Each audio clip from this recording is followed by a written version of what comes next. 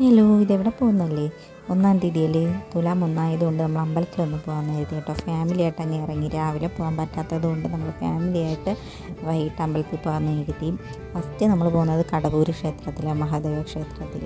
1-ാം തീയതി ആയതുകൊണ്ടും ശനിയാഴ്ച ആയതുകൊണ്ടും നല്ല ആളുണ്ടായിരുന്നു. അവിടെ നല്ല തിക്കും തിരക്കും ഇടിയും ഒക്കെ മേടിച്ച തമ്പുരാനെ കണ്ട് ദീപാരാധനയും കണ്ട് അവിടുന്ന് നേരെ നമ്മൾ ഇറങ്ങിയത് അമ്മച്ചി വീട് അമ്പലത്തിലാട്ടോ. കൊല്ലം അമ്മച്ചി വീട് അമ്പലത്തിലും പോയി തൊഴുതു.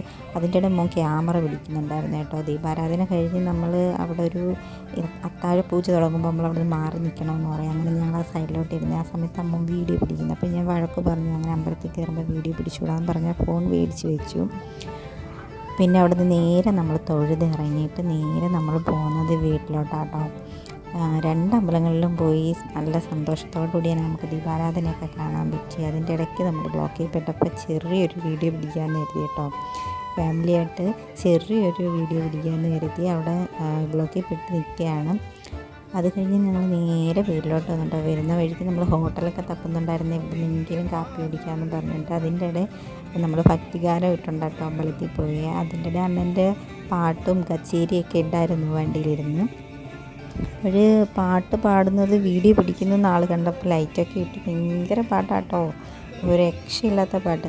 പിന്നെയെന്ന് പറഞ്ഞാൽ നമ്മൾ അമ്മച്ചിയുടെ അമ്പലത്തിൽ നിന്ന് ഇറങ്ങിയപ്പോൾ തന്നെ നമുക്ക് പ്രസാദം കിട്ടിയിട്ടുണ്ടായിരുന്നു.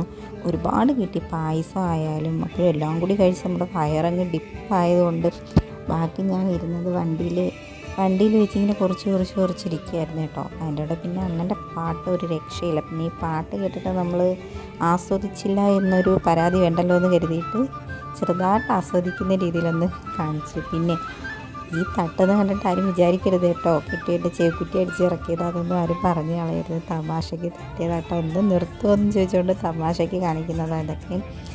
പിന്നെയെന്ന് പറഞ്ഞാൽ നമ്മൾ പോകുന്ന വഴി തന്നെ ഒരു വണ്ടി, ഏതിനി കള്ള് കുടിച്ചിട്ടാണോ എന്താണെന്നൊന്നും നമുക്ക് അറിയത്തില്ല. നമുക്ക് ഒരു കാരണവശാലും സൈഡ് തരാതെ പോയിക്കൊണ്ടിരിക്കും.